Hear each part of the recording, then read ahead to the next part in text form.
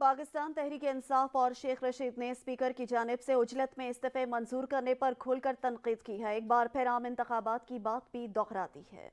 तर्जुमान तहरीक इंसाफ फवाद चौधरी ने 10 से 15 रोज में वफाकी हुकूमत से निजात की उम्मीद जाहिर कर दी। कहते हैं, हम तो पहले से इस्तीफे कबूल करने के लिए इसरार कर रहे थे। पीडीएम हुकूमत ने अहमकाना फैसले किए, ये हमारी गेम में आ गए हैं। जिन बोतल से बाहर आ गया है अब ये संभाल नहीं पाएंगे। पीटीआई के जनरल सेक्रेटरी असद उमर ने ट्वीट में लिखा, जबरदस्ती मैंडेट चोरी करने के लिए सिंध हुकूमत का तहरीक इंसाफ के कराची के लीडरों और कारकुनों पर रियासती दबाव और तशद्दुद जारी। किमाड़ी में दर्जन से ज्यादा वर्कर गिरफ्तार किए गए। इम्पोर्टेड हुकूमत के आखिरी दिन आ रहे हैं, इन सब हथकंडों की कीमत चुकाना पड़ेगी। शेख रशीद ने इस्तीफे मंजूरी पर तबसरा करते हुए कहा कि हुक्मरानों की नाम निहाद जमहूरियत बेनकाब हो गई है। स्पीकर ने 35 इस्तीफे मंजूर करके नून लीग की खौफजदा क़यादत को बेनकाब कर दिया। इमरान खान ने असेंबलियों में जाने का नाम लिया तो इनके छक्के छूट गए। पीटीआई रहनुमा मुसरत जमशेद चीमा ने कहा कि हमने दबाव में इस्तीफे नहीं दिए, अलबत्ता स्पीकर ने जरूर दबाव में चंद इस्तीफे मंजूर किए। इंतहाई मोतबर ओहदे पर बराजमान राजा परवेज अशरफ का मुनाफिकाना अमल इनके गले का तौक बनेगा। कप्तान ने अभी सारे सियासी पत्ते शो नहीं किए, सियासी यतीमों को जल्द बड़ा सरप्राइज देंगे। मुस्लिम लीग नून में तकसीम का अमल शुरू हो चुका। एतमाद के वोट की नौबत आने से पहले मौसम सरमा में इस टोले के पसीने छूट गए।